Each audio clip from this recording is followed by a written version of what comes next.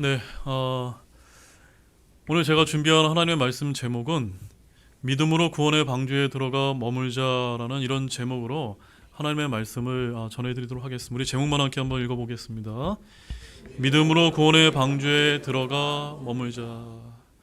물론 이제 오늘 말씀을 이제 끝까지 다 들어보셔야 되겠지만 여기서 이제 말하는 이 구원의 방주는 예수님이요 우리의 구원을 이제 예표하고 있습니다. 그래서 여러분들 가운데 이미 다 구원을 받아서 이 구원의 방주에 들어가 계신 분도 계시지만 또한 구원의 방주에 아직 들어가지 못하고 밖에 머무신 분이 계시다면 오늘 이 말씀을 통해서 모두가 이 구원의 방주에 들어가서 함께 굳건히 머물 수 있는 그와 같은 메시지가 되었으면 하는 이런 마음에서 오늘 말씀을 이렇게 준비하게 되었습니다. 오늘 부제가 있다면 창세기 6장으로 배우는 그리스도와 교회의 사명인데 제가 오늘 오전 시간에는 이 창세기 6장의 핵심 말씀을 가지고 말씀을 선포하고 오늘 오후에는 6장에서 9장까지의 총체적인 이 노아 홍수에 대한 사건을 이제 말씀을 제가 이제 전하려고 오늘 이 말씀을 이제 준비하게 되었습니다.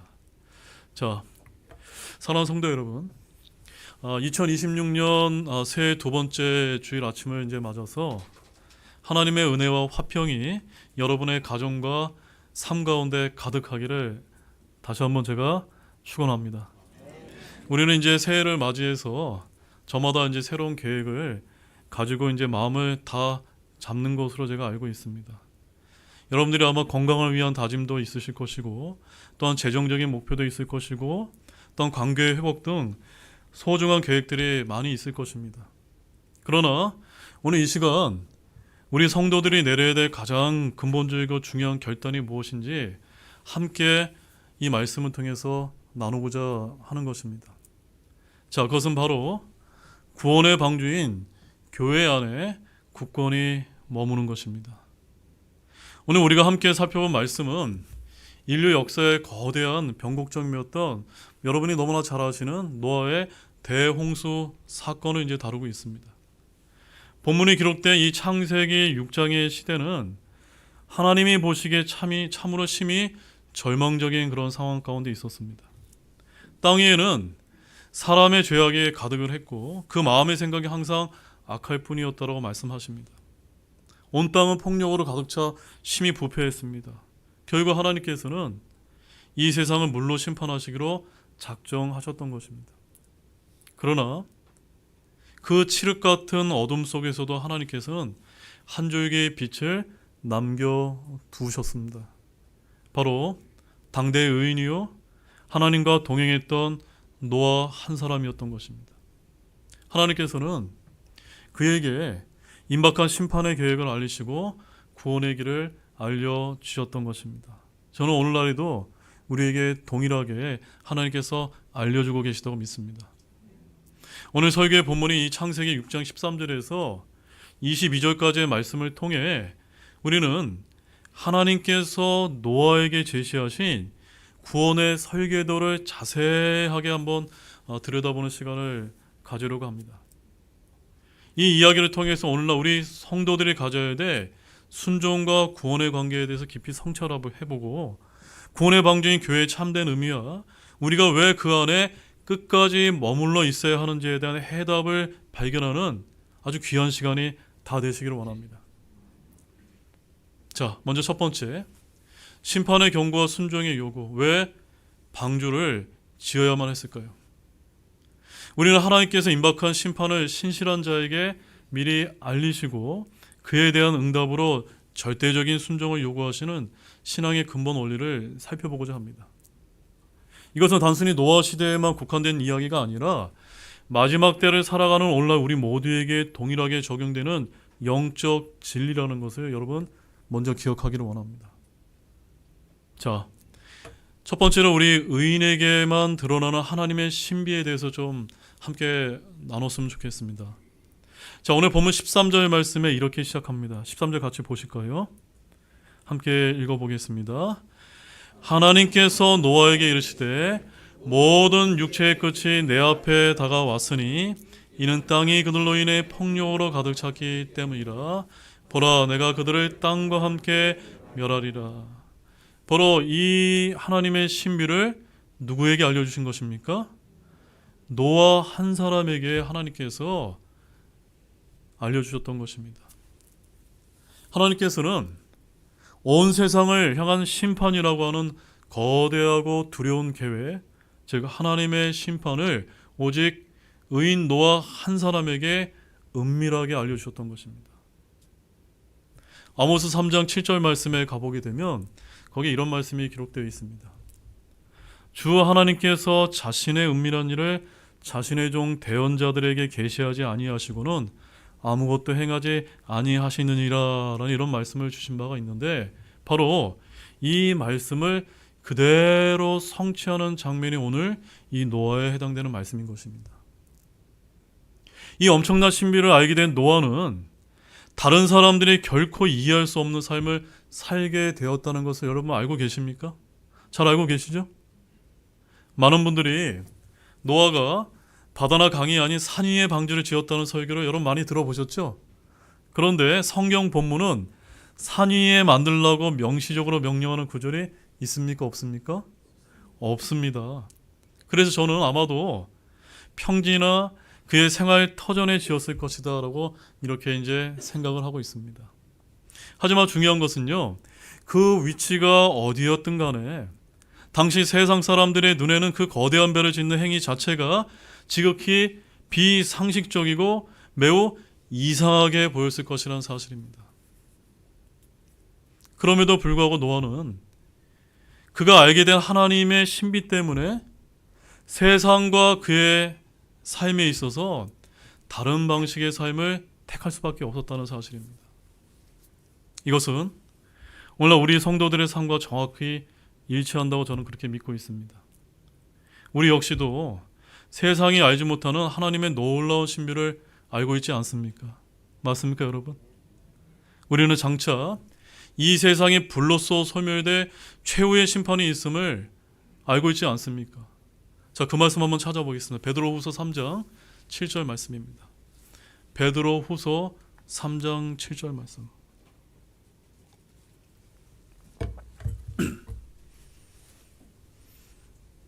베드로후서 3장 7절. 네, 다 찾으신 줄로 알고 함께 우리 큰 목소리로 함께 읽어보겠습니다. 지금 있는 하늘들과 땅은 주께서 같은 말씀으로 보관하여 간직하사 하나님을 따르지 않는 사람들의 심판과 멸망의 날에 불사르기 위해 예비해 두셨느니라. 여러분, 이 말씀은 우리 성경에 기록되어 있지만 성경을 믿지 않는 세상 사람들은 이 말씀을 압니까, 모릅니까? 모릅니다. 그렇지만 우리는 성경 말씀을 통해서 어떠한 하나님의 신비를 우리에게 계시해주고 계신 것입니까? 지금 우리가 살고 있는 이 세상이 언젠가 무엇으로 불사라지게 된다는 겁니까? 하나님의 불로서 다 사라지게 될 것이라고 하는 이 하나님의 놀라운 예언과 신비를 저에게 알려주고 계신 것입니다. 마치 누구처럼요? 노아처럼 말입니다. 그래서 따라서 우리는 당대 의인이 한 사람이 있었던 것처럼 저와 여러분들도 이 칠흑 같은 어두운 이 시대에 하나님께서 저와 여러분을 의인으로 삼아주셨다는 것을 굳게 믿으시기 바랍니다. 또 우리는 이 고통스러운 세상 너머에 영원한 하늘의 왕국이 예비되어 있다는 신비도 믿는다고 저는 생각합니다. 이 신비를 알기 때문에 우리는 세상의 가치관에 따르지 않고 노아처럼 다가올 심판을 준비하면서 하늘의 소망을 품고 살아가는 것입니다. 때로는 이런 우리의 삶이 세상 사람들에게 조롱과 멸시의 대상이 되기도 합니다. 그래서 베드로후서 3장 3절과 4절 앞서 살펴봤던 그 말씀 윗부분을 잠깐 보십시오. 거기 보게 되면은 앞으로 다가올 세상에서 세상 사람들이 어떻게 우리를 조롱하게 될지 기록이 되어 있는데 그 말씀도 함께 보겠습니다. 베드로후서 3장 3절과 4절입니다. 자, 같이 읽겠습니다. 먼저 이것을 알라. 곧 마지막 날들에 비웃는 자들이 와서 자기들의 정욕을 따라 걸으며 이르되 그분께서 오신다는 약속이 어디 있느냐? 조상들이 잠든 이래로 모든 것이 창조의 시작 이후로 있었던 것 같이 그대로 계속되느니라 하니라. 자, 이 말씀이 무엇을 지금 우리에게 알려주고 있습니까? 마지막 때가 가까우면 가까울수록 어떤 사람들이 많아진다고요? 비웃는 사람들이 많을 것이다. 누구를 비웃는 겁니까? 네, 저와 여러분과 같이 예수님께서 재림하실 것을 믿는 우리 성경적인 신자들을 향해서 세상은 비웃는다라고 말씀을 하고 있는 것입니다. 그런데 이 하나님의 경고를 듣는 노아가 어떻게 반응을 했습니까? 오늘 본문 22절 말씀을 보게 되면 그 반응 아주 명료하게 증언하고 있습니다. 본문 22절 말씀 함께 보겠습니다. 노아가 이같이 행하되 하나님께서 자기에게 명령하신 모든 것에 따라 그대로 행하였더라. 여기서 어떤 말씀이 제일 중요할까요? 그대로 행하였더라. 하나님께서 이 마지막 때 저와 여러분에게 요구하시는 것은 바로 성경 말씀에 나와 있는 그대로 저와 여러분들이 행하기를 원하신다고 저는 그렇게 믿고 있습니다. 여러분들도 믿으십니까? 히브리서 11장 7절 말씀에 이 말씀에 대해서 더 깊이 이제 해석을 하고 있는데 이렇게 기록하고 있습니다. 믿음으로 노아는 아직 보지 못한 일들에 대해 하나님으로부터 경고를 받고 두려움으로 움직여 방주를 예비함으로 자기 집을 구원하였느니라. 노아가 어떻게 했다고요? 믿음으로 방주를 예비했던 것입니다. 아멘이십니까? 저와 여러분도 오늘 이 시간 믿음으로 이 구원의 방주인 교회를 함께 건축하기를 원합니다. 여기서 우리는 이 노아의 신앙이 단순한 지식이나 머릿속의 동의가 아니었음을 발견하게 됩니다. 그의 신앙은 한마디로 말해서 행동하는 신앙이었습니다. 어떤 신앙이요? 행동하는 신앙이었습니다. 하나님의 말씀을 듣고 두려움으로 움직여 그대로 순종하는 살아있는 역동적인 신앙이었던 것입니다. 무려 120년이라는 긴 세월 동안 그는 수많은 사람들의 비난과 조롱을 견뎌내야 했습니다. 언제 임할지 모르는 심판을 기다리며 거대한 방주를 짓는 일은 참으로 상상할 수 없는 일을 견뎌내야만 했던 것입니다. 그러나 노아는 하나님의 명령하신 모든 것을 따라 어떻게 행했습니까? 그대로 행했다라고 말씀하고 있습니다. 그의 순종은요, 저희들처럼 부분적인 것이 아니라 또한 타협적인 순종이 아니라 전적인 순종이었음을 보여주는 것입니다. 이것이 오늘 우리에게 주는 교훈은 저는 아주 명확하다고 믿습니다. 지식으로만 아는 신앙, 머릿속에만 머무는 믿음은 죽은 신앙입니다. 진정한 신앙은 하나님의 말씀에 반응하여 움직이고 또한 삶으로 순종을 증명해내는 것이라 믿습니다. 따라서 임박한 심판의 경고 앞에서 우리가 보여야 될 유일하고도 올바른 반응은 노아와 같은 전적인 순종임을 믿으시기 바랍니다. 그렇다면 이 노아가 순종으로 지은 이 방주는 오늘날 우리에게 정확히 무엇을 이제 의미하는 것일까요? 자, 이 질문에 대해서 답을 한번 찾아보겠습니다. 두 번째는 우리는 노아의 방주가 바로 이 신약 시대의 교회를 예표하는 강력한 상징임을 이제 이 시간 규명해 보고자 합니다. 왜 교회가 하나님의 심판으로부터 성도를 지키는 유일한 피난처가 되는지 그 신학적인 근거를 함께 살펴보도록 하겠습니다. 자, 노아의 방주와 신약의 교회는 두 가지 중요한 점에서 동일성을 갖고 있습니다. 몇 가지요? 두 가지입니다. 첫째는 기원이 같습니다. 무엇이 같다고요? 기원이 같습니다. 이게 뭘 말하는 겁니까? 노아에게 지시하신 이 방주는 인간의 아이디어나 설계로 시작된 것이 아니기 때문입니다. 오직 하나님의 설계와 그분의 명령으로 시작되었습니다. 마찬가지로 우리가 지금 이제 드리고 있는 이 교회도 또한 인간의 지혜로 세워진 그와 같은 기관이 아니라 하나님께서 친히 설계하시고 성령을 통해 이 땅에 설립하신 하나님의 집인 것입니다. 맞습니까, 여러분? 또한 두 번째는 기능이 같습니다. 노아의 방주는 하나님의 무서운 홍수 심판으로부터 의인 노아와 그의 가족을 생명을 구원하는 유일한 도구였습니다. 이와 같이 교회는 장차 이말 하나님의 불심판으로부터 구원받은 성도들의 생명을 보존하고 지키는 유일한 구원의 기관인 것입니다. 노아가 방주 안으로 들어가야만 살 수 있었듯이 우리 성도들 역시도 교회 안에 머물러 있어야만 최후 심판으로부터 구원을 받을 수 있기 때문인 것입니다. 자, 이 지점에서 우리는 교회 밖에는 구원이 없다는 아주 중요한 신학적인 명제를 단호하게 이제 변증해야만 합니다. 노아의 홍수 때 또한 방주 밖에 있던 모든 생명체는 사람이든 동물이든 예외 없이 모두 멸망을 당했습니다. 구원의 가능성은 오직 어디 안에만 존재했습니까? 방주 안에만 존재했던 것입니다. 자, 이것은 구약의 두 가지 사건을 이제 우리가 통해서 살펴볼 수가 있는데, 출애굽 당시 유월절 사건에서도 아주 동일했음을 우리가 확인할 수가 있습니다. 자, 하나님의 마지막 재앙이 이집트 땅을 덮쳤을 때 오직 유월절 어린 양의 피를 문의 상인방과 양옆 기둥들에 바른 집안에 머물렀던 이스라엘 백성들은 죽음의 사자로부터 보호받고 구원을 받았습니다. 맞죠, 여러분? 또한 여기서 어린 양의 피가 발린 집은 바로 예수 그리스도의 보혈 위에 세워진 신약 교회를 예표하는 것입니다. 이 두 가지 역사적인 사실은 우리에게 아주 명백한 진리를 선포하고 있습니다. 구원은 오직 예수 그리스도의 피 위에 세워진 교회 안에만 존재한다고 저는 그렇게 믿고 있습니다. 따라서 오늘날 일부에서 주장하는 교회 밖에도 구원이 있다라고 하는 이런 말은요, 바로 성도들을 멸망으로 이끌기 위한 사탄의 교모하고 사악한 거짓 가르침에 불과한 것입니다.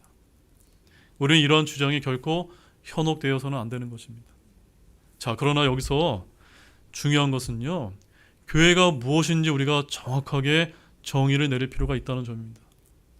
여기서 제가 말씀드리는 이 교회라고 하는 것은 단순히 눈에 보이는 건물이나 특정 교단을 의미하지 않습니다. 구원의 방주로서의 교회는 바로 예수 그리스도를 구주로 고백하고 그분의 보혈의 공로를 믿는 성도들의 보편적인 모임, 즉 그리스도의 몸을 가리키는 것입니다. 맞습니까, 여러분? 주님 오시는 그날까지 우리는 이 참된 교회의 지체로서 서로 연합하여 굳건히 머물러 있기를 원합니다. 이처럼 교회가 우리의 유일한 구원의 방주이며 또한 이 방주의 내부 구조를 더 깊이 우리가 이해함으로써 구원의 신비를 더 깊이 깨달을 수 있다고 믿습니다. 자, 이제 이 방주의 구체적인 모습이 우리에게 어떤 영적인 진리를 가르쳐 주는지를 아주 자세하게 한번 들어가 보겠습니다. 자, 세 번째로는 우리는 하나님께서 노아에게 지시하신 방주의 설계에 대해 담긴 세부 사항들을 이제 살펴보기를 원하는데요. 이 지침들은 단순히 건축 설명서를 넘어서 예수 그리스도를 통한 구원의 방법과 성도의 신앙생활의 원리를 가르쳐준 아주 심오한 영적 진리들로 가득 차 있다는 점입니다. 자, 다음 화면에 잘 눈을 크게 떠 집중해서 보십시오. 이 방주의 구조 안에는 네 가지 핵심 진리가 담겨 있습니다. 몇 가지요? 네 가지가 있습니다. 먼저 첫 번째는 뭐냐면요, 항해 시설이 없는 방주였다는 사실입니다. 저는 해군 출신인데 항해 시설이 없다면 이거는 말이 됩니까, 안 됩니까? 말이 안 됩니다. 이것은 뭘 뜻하냐면 하나님의 절대 주권을 상징하는 것입니다. 하나님께서 제시하신 방주의 구조에는 한 가지 매우 독특한 특징이 있었는데 바로 배를 조종할 수 있는 키나 도시나 노아 같은 항해 시설이 있었습니까, 없었습니까? 전혀 없었다는 사실입니다. 이것은 뭘 의미합니까? 바로 방주의 운항이 전적으로 인간의 기술이나 노력이 아닌 누구의 손에 달려 있는 겁니까? 하나님의 손에 달려 있음을 보여주는 것입니다. 방주는 인간의 의지와 상관없이 하나님의 뜻대로 무리를 떠다니다가 마침내 아라랏산에 머물렀던 것입니다. 이와 같이 오늘 우리가 섬기는 이 교회의 머리는 사람이 아닌 누구이십니까? 예수 그리스도이시며 이 교회의 참된 운영자는 하나님이심을 믿으시기 바랍니다. 만약 교회 안에서 우리 인간의 목소리가 높아지고 또한 사람의 뜻이 하나님의 뜻보다 앞서게 된다면 그 교회는 어떻게 될까요? 그 교회는 목적지를 잃고 어쩌면 파산할 위험에 처할지도 모른다는 사실입니다. 따라서 교회는요, 어떨 때 가장 안전한 줄 아십니까? 하나님의 말씀에 따라 움직일 때 가장 안전하다고 믿으시기 바랍니다. 그 다음에 두 번째는요, 역청입니다. 자, 이 역청은 예수 그리스도의 보혈을 이제 예표하는 것입니다. 자, 본문 14절 말씀을 보게 되면 거기 이런 말씀이 이제 기록되어 있습니다. 역청으로 그것의 안팎을 칠할지니라. 역청은 어디를 칠하라고요? 예, 나무로 이제 그 방주를 만든 다음에 방주 바깥과 안에다가 역청으로 다 칠해야 된다라고 말씀하고 있습니다. 여러분, 역청이 하는 기능이 뭡니까? 네, 너무나 잘 알고 계시네요.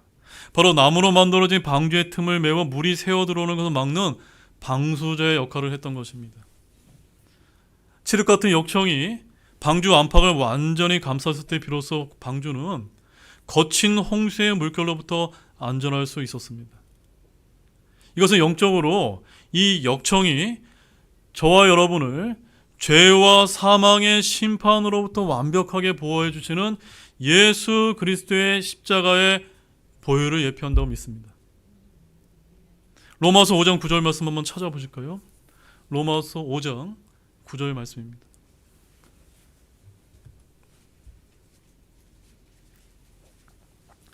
자, 로마서 5장 9절 말씀을 보면 왜 노아의 방주에 칠해진 이 역청이 바로 예수 그리스도의 피를 이제 상징하는지를 우리가 뜻을 확인할 수가 있습니다. 함께 읽어보겠습니다. 그러면 이제 우리가 그분의 피로 의롭다고 인정받았으므로 더욱더 그분을 통해 진노로부터 구원을 받으리니. 저 여러분이 어떻게 구원을 받았습니까? 오직 예수 그리스도의 피로 덧입혀졌을 때 하나님의 진노로부터 구원받게 됨을 믿으시기 바랍니다. 바로 주님의 피가 우리를 덮고 또한 교회를 감싸고 있을 때 바로 세상의 어떤 죄악의 물결도 또한 사탄의 어떤 참소도 우리를 침몰시킬 수 없는 것입니다. 바로 그리스도의 보혈 안에 거하는 것이 우리의 유일한 안전임을 굳게 믿으시기 바랍니다. 그 다음에는 문이 몇 개가 있었죠? 하나밖에 없었다는 사실입니다. 자, 본문 16절 말씀에 가보게 되면 거기에 또 이런 말씀이 이제 기록이 되어 있습니다. 방주의 문은 방주 옆으로 내며 그것을 아래층, 둘째층, 셋째층으로 만들지니라. 문이 몇 개 있었다고요? 하나밖에 없었습니다. 자, 이 거대한 방주의 문은 오직 하나뿐이었는데 이는 바로 구원에 이르는 길이 여러 개가 아니라 오직 하나뿐임을 상징하는 강력한 메시지인 것입니다. 그 유일한 문은 바로 예수 그리스도이신 것입니다. 그래서 주님께서 요한복음 10장 9절에서 어떻게 선포하셨냐면 내가 문이니 누구든지 나를 통해 들어가면 구원을 받으리라. 즉 구원받기 위해서는 누구를 통해서만 우리가 구원을 받을 수 있는 것입니까? 예수님이라고 하는 그 문을 통해서만 우리가 구원을 받을 수 있다는 사실입니다. 또한 사도행전 4장 12절 말씀에서는 다른 사람 안에는 구원이 없나니 하늘 아래서 우리를 구원할 다른 어떤 이름도 주께서 사람들 가운데 주지 아니하셨느니라라는 말씀처럼 바로 예수님의 이름을 믿을 때만 우리가 구원을 받을 수 있는 것입니다. 또한 이 문은요 어디로 나 있었습니까? 옆으로 나 있었습니다. 여러분 위에 나 있다고 생각해 보십시오. 밑으로 나 있다고 생각해 보십시오. 사람이 들어갈 수 있습니까? 없습니까? 들어가기가 힘들었을 것입니다. 바로 옆으로 나 있었다는 것은요 누구든지 그 문을 찾기가 쉽고 들어가기 쉬웠음을 보여주는 것입니다. 이것은요 바로 우리가 받는 이 구원의 길 역시도 복잡하거나 어려운 길이 아니라는 것을 예표하는 것입니다. 그저 자신의 죄를 고백하고 유일한 분이신 예수님을 구주로 저와 여러분이 믿기만 하면 누구든지 구원의 방주 안으로 들어갈 수 있습니다. 또한 네 번째 특징은 하늘을 향해 창이 나 있었다는 사실. 이것은 성령의 위로를 예표하는데 본문 16절 말씀에 이렇게 말씀합니다. 너는 방주에 창을 만들어 위에서부터 1규빗 안에다 그것을 완성하고 라고 말씀합니다. 여기 화면을 보십시오. 저기 창이 위로 하나가 나 있고 창에 뭐가 들어오고 있습니까? 빛이 이제 비추고 있는 것입니다. 바로 본문 16절은 방주 위쪽에 창을 만들라고 지시합니다. 이 창이 어떤 역할을 했을까요? 바로 채광과 통풍의 역할을 했는데 사방이 물로 뒤덮인 망망대해에서 방주 안의 사람들은 밖을 내다볼 수가 있었을까요? 없었을까요? 없었습니다. 그들이 볼 수 있는 유일한 방향은 어디밖에 없습니까? 창을 통해 보이는 위인 하늘밖에 없었던 것입니다. 캄캄한 절망 속에서 위로 비추는 한 줄기 빛은 얼마나 큰 위로와 소망이 되었을까요? 그렇지 않습니까, 여러분? 이와 같이 죄악의 물결이 넘칠 때는 오늘날 이 세상이라는 바다를 항해하는 성도들에게 역시도 참된 위로와 화평과 인도를 주시는 분은 바로 위로부터 임하시는 성령의 빛이라고 믿습니다. 우리는 성령의 조명을 통해서 길을 찾고 또한 위로를 얻으며 하나님의 뜻을 분별하게 됩니다. 바로 성령이야말로 험난한 세상 속 우리의 유일한 위로자여 인도자가 되심을 믿으시기 바랍니다. 그 다음에 이 방주에 크게 담긴 구원의 충분성을 보기를 원합니다. 자, 본문 15절 말씀 함께 읽어보십시오. 본문 15절. 자, 뭐라고 기록되어 있습니까? 같이 읽겠습니다. 내가 만들 방주의 모양은 이러하니 방주의 길이는 300규빗이요 너비는 50규빗이며 높이는 30규빗이니라. 자, 본문 15절 말씀이 그 노아의 방주의 크기를 어떻게 이제 말하고 있죠? 길이가 얼마요? 300규빗, 그 다음에 너비가 50규빗, 높이가 30규빗. 아주 명시적으로 기록을 하고 있습니다. 자, 많은 비평가들이 이 크기가 모든 생명체를 수용하기 턱없이 부족하다고 이렇게 이제 주장을 해왔습니다. 그러나 고대 큐빗의 길이를 약 한 57cm라고 우리가 이렇게 환산을 해본다면 방주의 길이가 한 171m, 그 다음에 너비가 28.5m, 높이는 한 17.1m에 달하는 아주 거대한 선박이 된다고 합니다. 이 선박의 크기는 여러분이 잘 아시는 타이타닉호에 버금가는 그런 아주 거대한 크기라고 합니다. 이처럼 이 방주의 크기가 모든 생명체를 싣고도 남을 만큼 충분했다고 하는 사실은요, 바로 방주가 예표하는 예수 그리스도의 구원의 능력이 얼마나 광대하고 완전한지를 암시해 주는 것입니다. 바로 주님의 구원은 어느 특정 민족이나 시대에 국한되지 않습니다. 바로 그분의 능력은 온 인류를 구원하고도 남음이 있다는 사실을 아시기 바랍니다. 맞습니까, 여러분? 그래서 디모데전서 4장 10절에 이렇게 말씀합니다. 그분, 바로 예수님은 모든 사람의 구원자요 특히 믿는 자들의 구원자시니라 라고 디모데전서 4장 10절에서 말씀하고 있고, 또한 히브리서 7장 25절에서는 자기를 통해 하나님께 오는 자들을 끝까지 구원하실 수 있나니 라고 이렇게 은혜롭게 말씀하고 계십니다. 바로 구원의 방주에는요 결코 무엇이 없습니까? 만원이 없습니다. 그럼에도 불구하고 수많은 사람들이 멸망하는 것은요 구원의 능력이 부족해서가 아니라 바로 그들의 완악한 마음으로 구원의 문으로 들어가기를 거부하기 때문인 것입니다. 이처럼 이 방주의 모든 설계는 하나님의 완벽하고도 풍성한 구원 계획을 명백히 보여주고 있는 것입니다. 이제 말씀을 마무리하면서 이 구원의 방주 안에서 새해를 시작하는 우리가 어떻게 살아야 할지에 대한 최종적인 결단을 촉구하기를 원합니다. 자, 결론의 말씀을 드리도록 하겠습니다.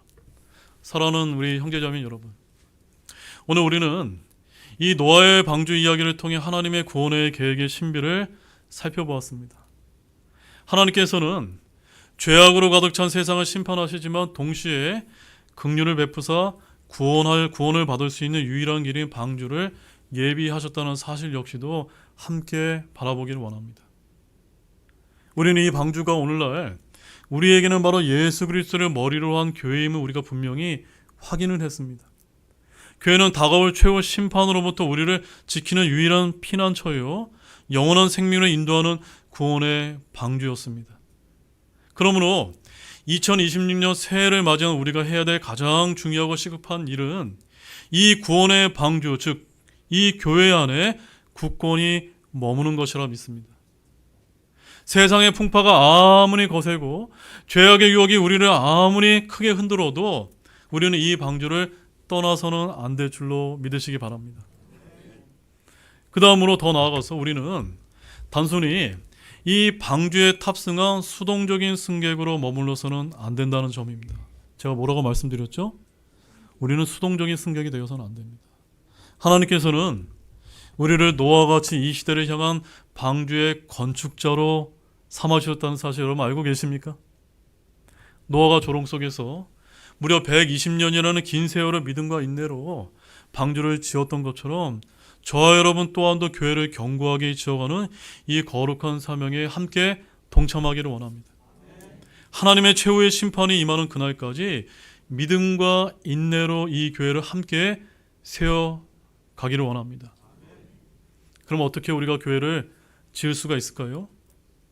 에베소서 2장 20절과 22절 말씀에 가보게 되면 우리 각자가 바로 예수 그리스도는 모퉁이 돌 위에 살아있는 벽돌이 되어서 성령 안에서 함께 연결되고 사랑으로 지어져 갈 때 가능하다고 믿습니다. 또한 아직 방주 밖에 있는 영혼들을 향해 저와 여러분들이 복음을 전파하면서 더 많은 사람들이 이 구원의 방주로 들어오도록 거룩한 사명을 함께 이 새해에 열심히 행하기를 원합니다.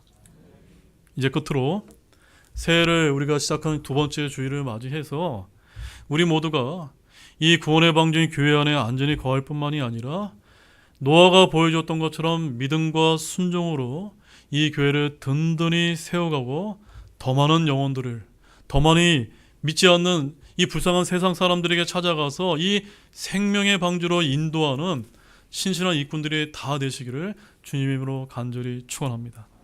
다 같이 일어나시겠습니다.